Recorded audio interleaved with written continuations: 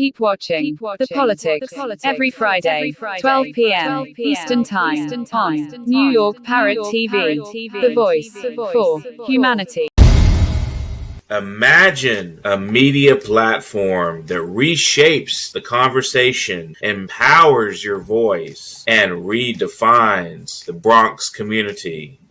Bronx Post, changing the reality, changing the narrative. For businesses, politicians, and government agencies, we offer targeted advertising solutions that drive results. Amplify your message. Reach the heart of the Bronx and beyond. Our platform connects you to the community.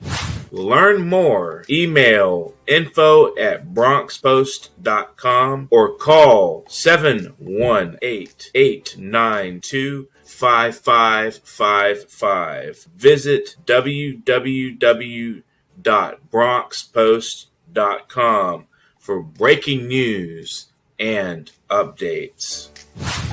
Bronx Post, changing the reality, changing the narrative. Welcome to Talking Politics. My name is Robert Press. I am a reporter. As you can see by my official New York City press card, I write for the Bronx Post, which, like this show, is part of Parrot Media Corporation. I also have a blog at www.100%.blogspot.com and Facebook pages 100% and what is going on in your neighborhood, in your community board, pardon me. As you can see, my co-host is... Good morning, everyone. My name is Professor Anthony Rivieccio. I'll try not to be as fast as Robert. However, I do have to cover three lives. I am a current retired economic professor at both public and private universities. I am currently an income tax and financial advisor, as Robert would say, as showing my calculator. And I am a community activist, a long-term community activist, being the founder of the Northwest Bronx Democrats. Good morning, Robert. And the views expressed on this show are that of the host or anyone commenting, any guests or anyone commenting at the bottom of the screen, and not necessarily that of Parrot Media Corporation. You're going to see both of us now since we're co-hosting the show. And let me go to the weather report. Today, Friday, the high should get up to about 45 after a cold spell last night. Saturday, 51, Sunday, 47, and Monday returns to 60. Now, Tuesday's high, this past Tuesday's high of 80 was a new record for the earliest in a new year that 80 was achieved. So, Bob, the next time I want to walk out with my jacket, when's a good day next week to do that? Probably Wednesday or Thursday. It'll get a little, back up into the 70s. Okay. Now, over this past weekend, there was demonstrations outside the Gracie Mansion where Mayor Zohan Mandani lives. There was an anti-mayor campaign. Then there was a anti-mayor campaign. And it appears that there were bombs hurled during the violent protest on Saturday, and there were explosive devices. New York City Police Commissioner Jessica Tisch said the bomb squad has conducted a preliminary analysis of the device that was ignited and deployed at a protest, and it is determined it is not a hoax device or a smoke bomb.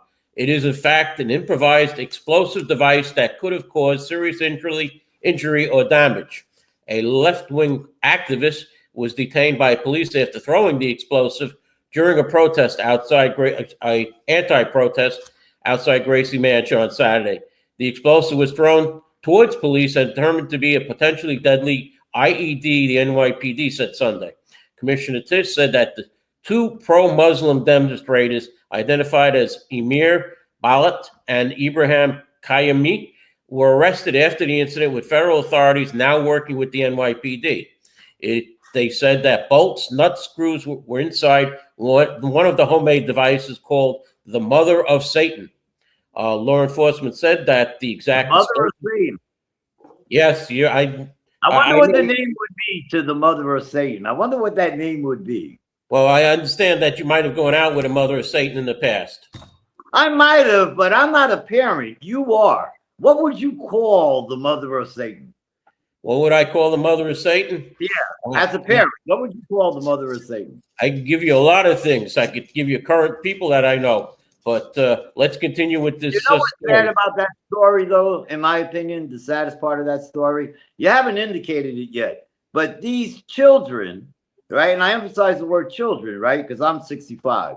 So these children are in their early 20s, right? The people you're talking about. And that to me is the saddest thing. We live in a sanctuary city, so I get very tired when people ask me, "Oh, Anthony, what's your social opinion on this, or what's your racist opinion on that?" We live in a sanctuary city, right? So we're basically saying all bets are off. What worries me is these are children. How are we teaching our children?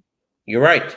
It's socialists that are in the schools that are teaching the children, and but Mayor Zohan Madami denounced white supremacist Jake Lang in a statement Sunday, saying hate has no place in New York City, but fell short of mentioning that the alleged bomb hurlers were part of the counter-protest. What followed it was even more disturbing. The mayor said violence at a protest is never acceptable.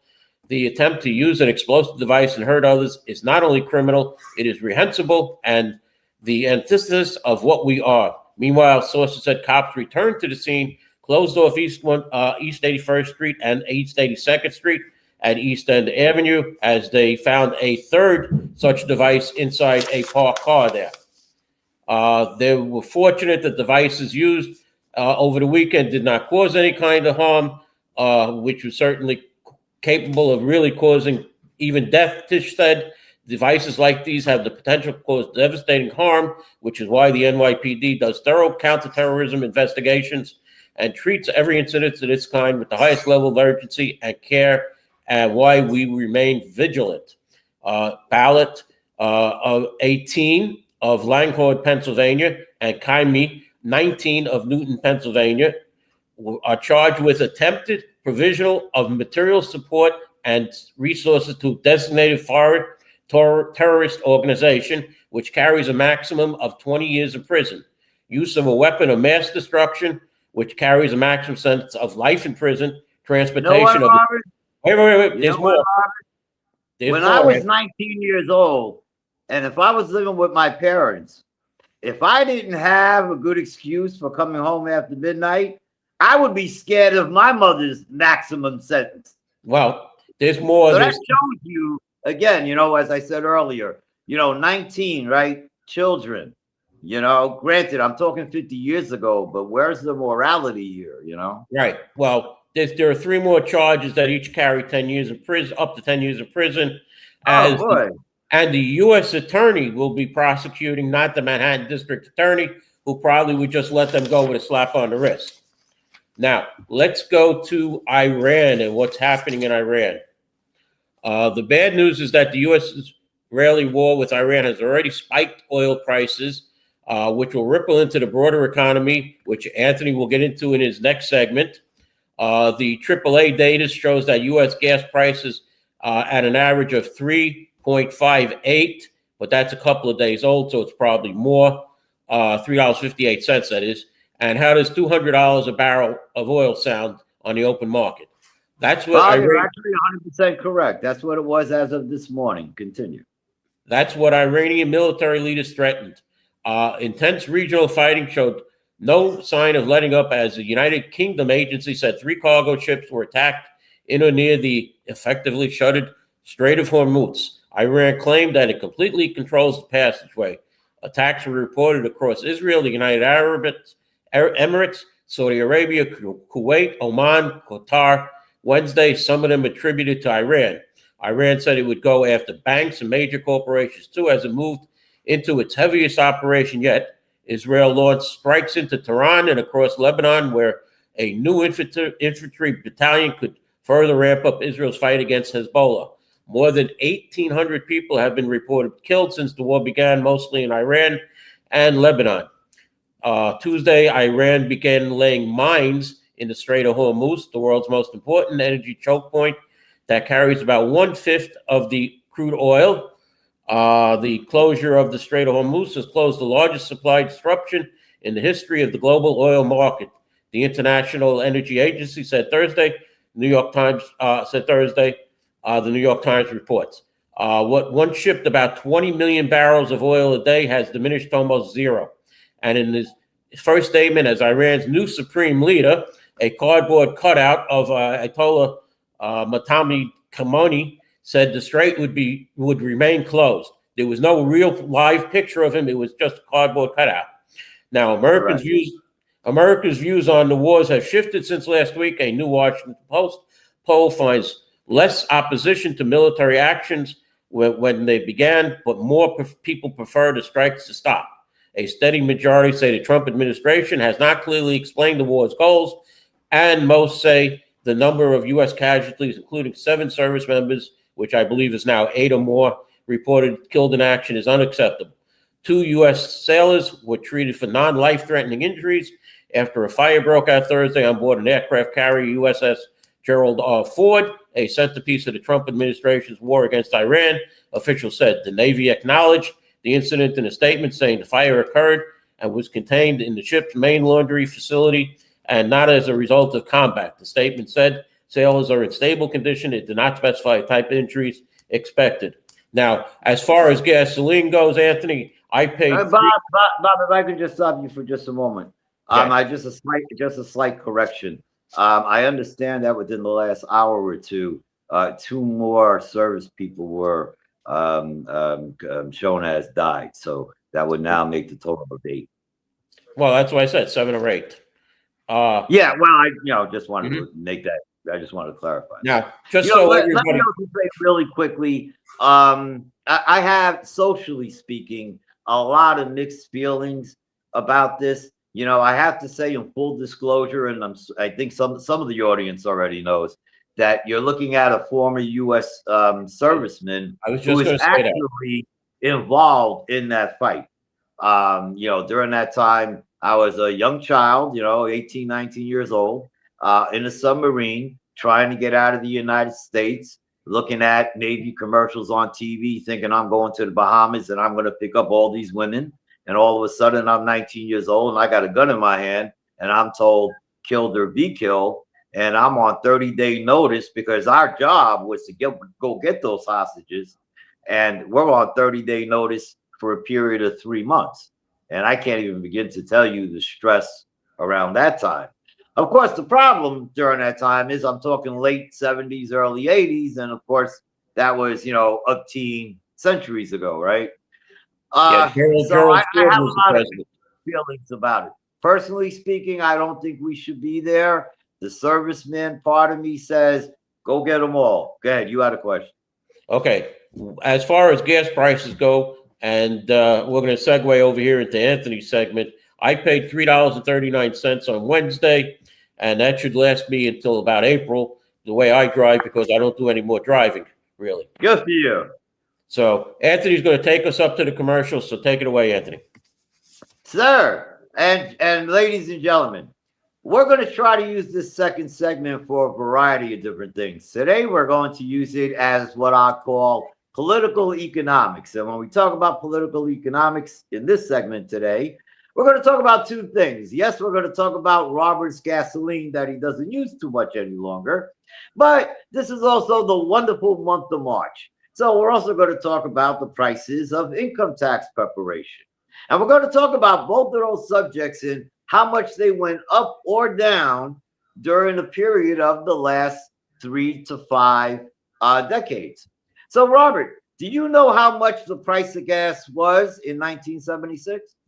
1976. It was, well, I had a folks where I couldn't fit $5 worth of gas in my car. The price of gas, now these are, of course, national averages. I think it was about 49 cents a gallon. I was going to say, now these are national averages. So the price of gas in 1976 was 59 cents. Okay. And that 59 cents on an inflation-adjusted basis today is equated to $3.25. I only say that now to tell you the last 30 years of the price of gasoline. And because this is a political show, let's make it a little controversial, right? Like many of the people in our wonderful room, Northwest Bronx Democrats, we're going to spill a little politics into it and just, we'll see where it all winds up. So when I talk about 1996, right, we're talking about the president being Bill Clinton. And during that time, gasoline was $1.26. And in 2006, which during that time was, of course, George Bush, well, at that time, it was $2.61. What was that difference, that 10-year difference? An average rate up of 52% or 5.1% a year. Keep in mind, the average rate of inflation from 1996 to today was 3%. So just remember the number I just said. So going into 2016, we had a president by the name of Barack Obama. And in 2016, gasoline was pumping. It was pumping down at $2.17. It went down 17%. And then today, 2026, we have a wonderful president by the name of Donald Trump, right? There goes the sprinkle of politics, right? And as you indicated yourself, Bob, you're absolutely correct. As of this morning, because I checked it this morning, it is national average is $3.58. The difference from 2016 to 2026, an increase of 40%. So if you put it all together and average that out for the last 30 years, that comes out to an average annual inflation rate of 5.06%. Remember what I indicated a minute ago. If you take that same rate of inflation and put that into the formula, that comes out at 3%. So inflation has been at 3% a year. The average price of gasoline has gone up on average at 5% a year. Well, any questions before I go to how much you're going to pay to do your income taxes? You're forgetting one thing, Anthony. The price of oil or gasoline also increases the price of almost everything else when you go to the supermarket, because they have to get to the supermarket by truck, which uses gasoline to go there. And you need electricity, which is, fueled by gasoline-powered power plants mostly. So then you would agree with this morning's economic results. I was going to announce them a moment ago, but I'll announce them right now. As you may or may not have heard, CPI, Consumer Price Index, came out this morning. It came out this morning at 0.4%. If you annualize that, that's at 4.8%. And of course, what you're indicating shows that the growth of our country is still flowing, but it is now flowing with inflationary overtones, especially compared to the last 30 years. Specific now to gas, right? Because of course now different products have different, numbers, right? So just specific to the price of gas, again, if inflation's at 3%, we've been paying on average 5%, even with that decrease, right? Even with that decrease. So now that can come down to one or two things. That can come down to economic policy, which you can talk about both Congress and our president, or you can talk about corporate greed, right? I always like to say the combination of both. You can figure it out, but that's a subject for another show. Let's talk about income tax preparation. Let's talk about a couple of different things about income taxes, and we'll just stay on prices. We won't talk about one of the reasons maybe why the federal government needs your money this year is because when you call up the IRS, Bob, nobody answers. Nobody answers because nobody's there. No, they have. Donald Trump got how many tax agents?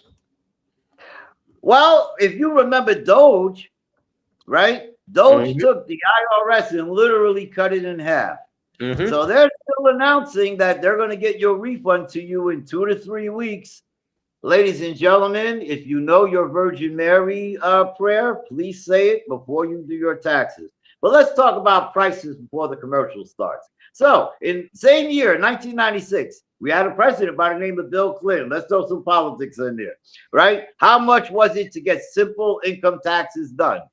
$100. $100. I still think that's a lot of money, but actually it's pretty cheap. 10 years later, 2006, we had a president by the name of George Bush. How much was it to get your taxes done? Simple, national average, $175, an increase of 43%. From 2006 to 2016, 10 years later, we had a president by the name of Barack Obama. How much was it to get my taxes done? $176. In 10 years, it went up $1. You know, Barack Obama could say a lot of things about his resume. And then from 2016, again today, 2026, how much does it cost to get your simple taxes done today? $350. That is a 50% increase. You take those 30 years, put it all together, it averages out at 4.9% a year. As I indicated earlier, inflation's at 3% a year. Why did you have a double jump?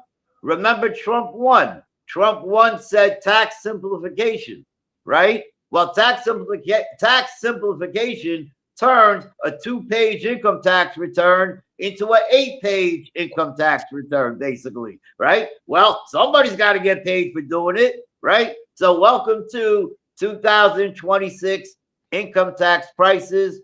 Happy inflation, everybody. To our commercial. Anthony, one thing though, before you go, why is it that all our local elected officials come out and say, we have free income tax for you if you're under X amount of income?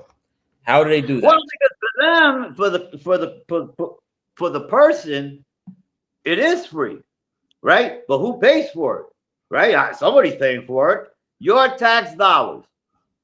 Your tax dollars are paying for it. Now, here in the state of New York, the state of New York has a very interesting program. Of course, that program is tied into the average income here in the city of New York. That amount on average is $75,000 on average. So generally speaking, if you're doing simple forms, they will do it for you for free, for you, right? Because the tax dollars are paying for it, right? This goes with a lot of these tax clinics that I'm not against them, generally speaking, because of course you want to provide these services to the citizenry. In my opinion, you want to be able to do it all, really, in my humble opinion. But you know, again, because it's clinic based, it's only by appointment only. A lot of the times, a lot of people get confused with the advertising. I would still encourage people to use it first if it applies. Again, as TurboTax would tell you, because TurboTax actually did the numbers, 3 to 4 out of every 10 people really apply to do simple taxes, because the other 6 have other factors in their life that require their tax preparation to be more complex. Okay, well, like Anthony said, let's go to a commercial right now, Mr. Producer, so we can then come back with some local news. Imagine a media platform that reshapes the conversation, empowers your voice, and redefines the Bronx community. Bronx Post, changing the reality, changing the narrative. For businesses, politicians, and government agencies, we offer targeted advertising solutions that drive results. Amplify your message. Reach the heart of the Bronx and beyond. Our platform connects you to the community. Learn more. Email info@bronxpost.com or call 718-892-5555. Visit www.bronxpost.com for breaking news and updates. Bronx Post, changing the reality, changing the narrative.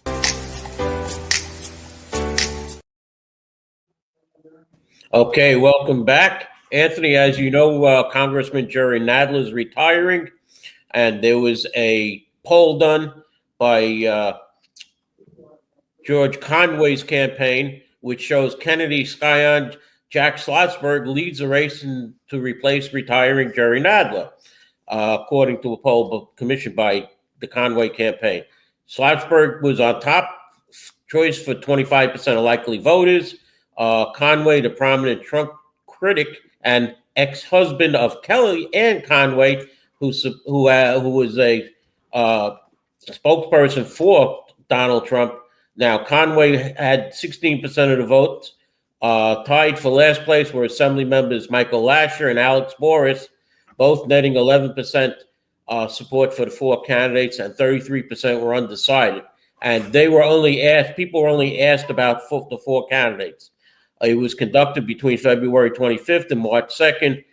500 likely Democratic voters in the 12th Congressional District in Manhattan were asked who they would vote for of the four: Conway, Boris, Lasher, or Schlossberg, or some other candidate. They weren't given information about the candidates beforehand, so likely to measure initial name recognition more than anything else.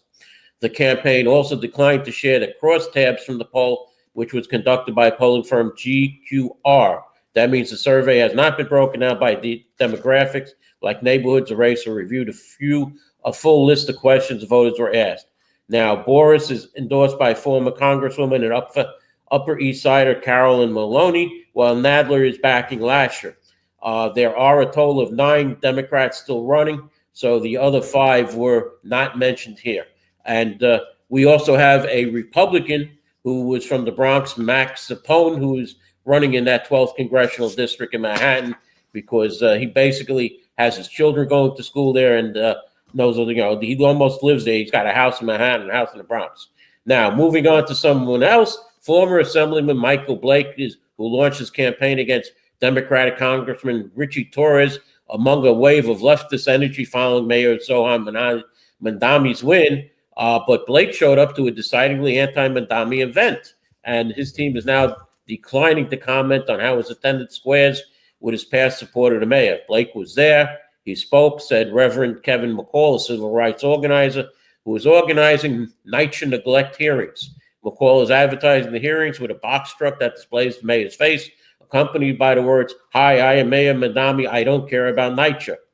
A Mandami spokesman emphasized that all renters, including NYCHA tenants, are welcome at his rental rip-off hearings, while the events focused on issues by the city renting in the private market. Staff are available at each hearing to talk with tenants about the rental problems. And we had one the other night here in the Bronx at Fordham University. If you wanted to get in there, you couldn't, because you had to pre-register. And it seems that the City Department of Investigation has found that 6,700 NYCHA units are sitting empty, due in part to high renovation costs. McCall said, Robert, if I might, and I apologize for interrupting, but I think the audience should know. I wasn't at the Fordham University event. I knew about it. I had the opportunity to sign up. I did not doing income taxes, or just I couldn't work it out. But I got a lot of phone calls afterwards, and yes, Fordham University, number one, is very known for, even when they have public events, they're very known for doing it in a gated community type of way. Again, I wasn't there, but from what I hear from other people and yourself, that seems to be a continuous issue. Now, I also understand that Northwest Bronx Community and Clergy Coalition, who has recently changed their name, put together a rally of NYCHA people that attended, that let the mayor know that they were very upset because they felt they were being left out of the agenda. That I guess it was under the impression, at least by some members of the administration, that said this is really just more for renters as opposed to just NYCHA. And I guess NYCHA took it personally. I understand Mayor Mandami tried to clarify it by saying no, it was open for everybody. But I understand NYCHA and other community organizations that work with NYCHA took it personally. And there was I would call it a significant outrage in regards to it. So I think you and the audience should be aware of that. Okay, now, late Monday night, the Democratic-led chambers of the state legislature unveiled proposed tax hikes on wealthy New Yorkers' corporations at odds with Governor Kathy Hochul's no tax hike pledge. It seems that Mayor Zohan Madami says we need $5.4 billion. City Controller Mark Levine has upped that to $7 billion, and Assembly Democrats want to raise $2 billion by hiking rates on individuals who make more than $5 million a year, $1.9 billion from corporations, $95 million from a crypto mining facility tax. Democrats in the Senate are calling for a $5.2 billion in revenue through methods like income tax hike on top earners and an end to tax breaks for climate polluters. The Assembly is also pitching a 2-year moratorium on gas and electric rate hikes and utility rebate checks of up to $500. Now, each house. Bob, you're going to have to sit down with a trust advisor so you can hide your millions once they get ready to tax you. But each house has their own ideas. They have to get together before they present it to Governor Kathy Hochul, who will say, nope, no tax hike. I'm in an election year. I can't afford it. I'll lose the election if I raise taxes. So you're not going to open the trust. Okay. All right. Now, Mayor Zohan Madami yesterday celebrated a landmark court ruling requiring a Bronx landlord to immediately address severe housing code violations, including rat infestation and black mold that has plagued one of his rental properties for years.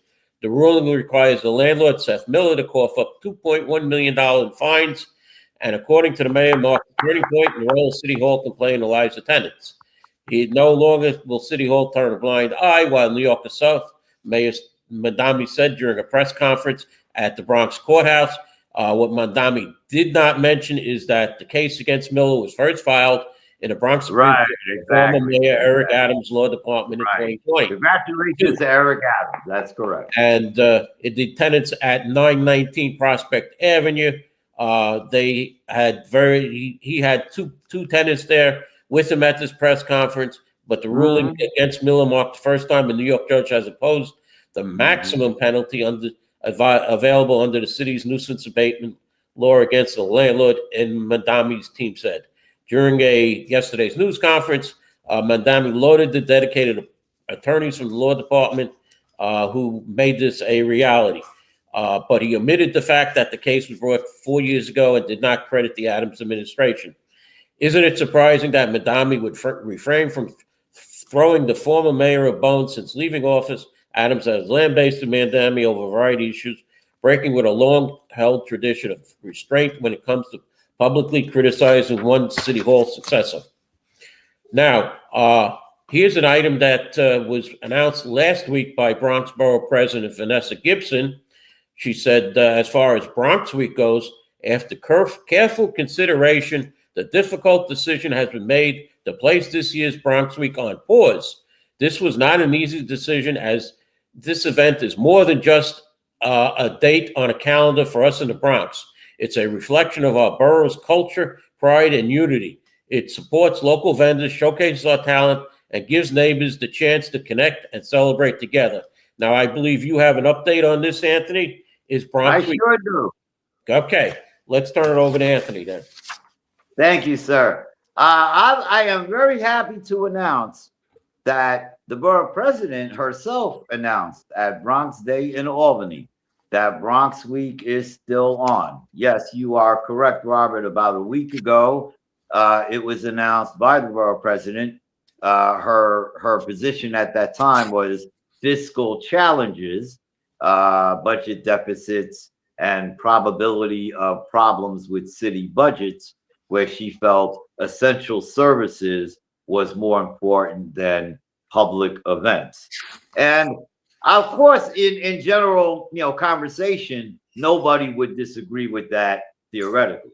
However, the Bronx Week, the events, and in my opinion, both the parade as well as the festival, which ends at Marshall Loop Parkway, is now at least 25 years in.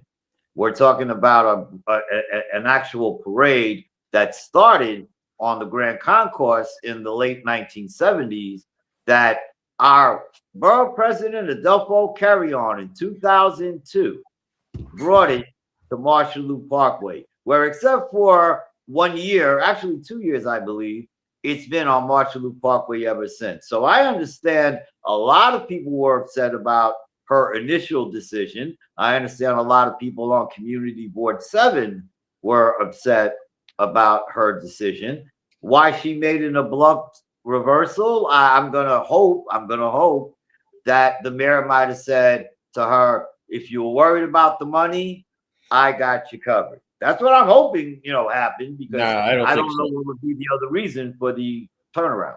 But I'm glad we're having it. Anything else from your end? Yes, Robert, on my northwest end section of the Bronx, do you know that one of our wonderful colleges, the college that I used to teach, Lehman College, and is a part of CUNY, and CUNY has a basketball league, right? That every college, and we have over 20 colleges in this system, right, has an end of the year tournament. And this week, Lehman College, for the 6th time, won their CUNY championship. Their first 3 championships were in the early 1980s. Their last one was 10 years ago. So it's been 10 years since they've been to the big dance, but they went to the big dance this week and they won 105-56. So I think Lehman College deserves a little bit of congratulations. Well, Anthony, let's see if you know the name of the team. What's the name of the basketball team? Robert, I'm going to help you with that. It's the Lehman Lightning. Yeah, because if you look at my college ring where I graduated, that's exactly what it says. Lehman Lightning. I tried to catch him right here. I tried to catch you, and that. Oh, no. And of course, I have to support the school that I both graduated and taught from. So good to Lehman. We won. Okay, let's move on to some other news. This is as the NYPD touts its historic low crime rates across New York City. Newly released data shows a disturbing trend in the Bronx. The city's 4th largest borough by population accounts for half of the city's murders so far this year. 36 murders occurred citywide in the first 2 months of 2026, and 18 of them happened, or half of them happened here in the Bronx. Moving on to high school graduation rates, they dipped last year across New York City by just over 2 percentage points to 81.2%, the largest year-over-year decline in more than 2 decades. And today, Mayor Zohan Madami and New York City Department of Transportation Commissioner Mike Flynn announced a citywide pothole repair blitz following a historic winter marked by record snowfall, sustained cold weather temperatures, and a terrible amount of potholes on all the streets here in New York City. It's beginning at 6 a.m. tomorrow. More than 80 New York City Department of Transportation crews will be deployed across city streets and highways in all 5 boroughs, and the city expects to fill thousands of potholes in a single day, with an additional repair blitzes planned in the weeks ahead. Now, since this January 1st, the New York City Department of Transportation has repaired more than 50,000 potholes, they say, maintaining a response time of just over 2 days. Yeah, well, tell that to somebody who calls it in weeks ago. More than 10,000 potholes have been filled in the past week, as the New York City Department of Transportation plans to resurface 1,150 lane miles of roadway this year. If you see a pothole, report it by calling 311 with the location so it can be filled. Now, I wonder how many potholes are on these bike lanes, Tony, because I remember, and those are probably the first ones to be fixed, because I remember when the Grand Concourse was repaved one time, you had the main road and you had the service road. So on the main road you're having 2-way traffic and they're going right next to each other in opposite directions. Now, which do you think were the first lines that were painted on the Grand Concourse? The first line? Yeah, the first lines. You would think that middle yellow line would be the first line painted so traffic doesn't run into each other, right? Right. Now, the bike lanes were painted. Then, oh, really? Okay. yeah. Then when I brought it up on my blog and showed a picture of the Grand Concourse with no lane markings, all of a sudden 2 days later, the markings went on to the Grand Concourse. But that's the story. New York State's Court of Appeals Division ruled Thursday that could further complicate the city's and state the affordability crisis. The court ruled a state law that requires landlord to accept Section 8 vouchers is unconstitutional. The court ruling said in part, as a consequence of this law, landlords are now forced to consent to government searches of their rental properties and records. Given that, for the reasons that follow, the source of income discrimination law violates landlords' Fourth Amendment right to be free from unlawful searches. We are constrained to conclude that the law is unconstitutional on its face. So, I guess landlords don't have to take Section 8 anymore. I'm gonna come in with workers who flock to the sanitation garages to answer the call for emergency snow shoveling, but the folks who dug us out might not get paid until the spring. Several emergency snow shovelers who worked during January's big storm have not been paid a month afterwards, and they told the online newspaper, The City, and others who shoveled this 2 weeks ago said payment information was unclear and not discussed. Joshua Goodman, a spokesman for the sanitation department, said shovelers who worked 2 weeks ago may be paid in 2 more weeks, but it's not guaranteed. Last year, it took between 4 and 6 weeks to pay workers, he said. Still, many shovelers said they were happy to make a difference. This will get me out of the house, off the couch, and getting out to be productive in society, one person said. Oh, that's a bunch of malarkey. But don't get me wrong, $30 an hour, I can give you a nice, speech too. They weren't getting $30 an hour. They were getting 15 or 17. The ones that aren't getting paid, what about the ones that were getting paid 30? That's if they worked over 40 hours. If they I'm sure people did. I'm sure some people, if you tell me I can make $30 an hour for 40 hours, why am I going to do 10 hours? I'm going to do the whole 30. Mm-hmm. Now, we're almost out of time, Anthony. This is going to be my last segment unless you have something else. Bob, let me just add this, if I might. I'll try to be quick, but it's not really a quick thing. I want to wish the audience, as well as our producer, happy 5th anniversary. Bob, you may not know this, but it was 5 years ago this week that Parrot TV decided to have a show called The Politics. And you was not the host, and I was not the host, and Dion Powell, and nobody else was the host. They had, of course, their own host, the wonderful young lady, which I apologize, I can't remember her name at the moment, but I was honored to be the first guest. And I believe I was the guest after that. And then about a couple of months later, that's when the show got reformatted. And of course, I became a host, you became a host, and 5 years later, here we are. But all that started this week. So I thought the audience should know that. And I want to congratulate the producer and Parrot TV. And that's Mutiu, our producer. Congratulations. And like I said, I'm going to end with a piece that former Mayor Bill de Blasio showed up at his old workplace on Monday, but he wasn't at City Hall to meet with the new mayor. He goes, had a great meeting with Deputy Mayor Julie Hsu. De Blasio wrote in a text to Playbook when contacted about what brought him to the building. Asked to elaborate on what he discussed with Mandami's Deputy Mayor for Economic Justice, de Blasio wrote, getting to know her, learning about her priorities, offering a few reflections about some initiatives during my administration. Great conversation. She's very impressive. De Blasio was very tight-lipped about any additional details about the meeting, but shot down the idea that he might be angling for a job in the Mandami administration. Nope, that's never been a discussion. I'm working on many other things nationally and internationally. I'll leave it at that. Now, I would have asked the mayor, former Mayor de Blasio, a different question not about a job. I would ask him if there was any romantic involvement in there, if he had any interest in the deputy mayor. But City Hall spokesman Dora Pepka said that she did not immediately have many details about the sit down with the mayor and the deputy mayor, the former mayor and deputy mayor, but told Playbook that de Blasio did not meet with Mandami or his first deputy mayor.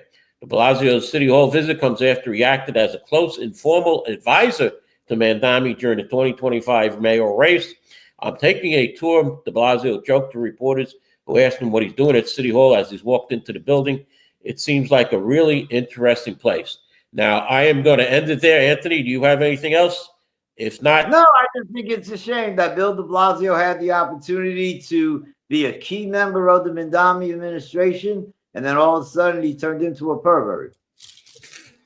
Well, let's not say that, Tony. We don't know that for sure. Yes, we do. That's why he ain't there. All right. Well, I want to thank you for watching. Anthony, any final words about the show? Have a good week, everybody. Join us next week. Anthony's going to bring on one of his friends who is running for a assembly seat in the South Bronx. Am I right on that? In a few 2 weeks. We're going to have some candidates that will be on my segment when we talk about politics. Some on your segment, of course, when we look at it on a more broad level. So, yes, the next couple of weeks are going to be exciting. All right, and thank you for watching. And both of us will see you next week right here on Talking Politics with Robert Press and Anthony Rivieccio. Thank you for watching. Have a good week. Imagine a media platform that reshapes the conversation, empowers your voice, and redefines the Bronx community. Bronx Post, changing the reality, changing the narrative. For businesses, politicians, and government agencies, we offer targeted advertising solutions that drive results. Amplify your message. Reach the heart of the Bronx and beyond. Our platform connects you to the community. Learn more. Email info@bronxpost.com or call 718-892-5555. Visit www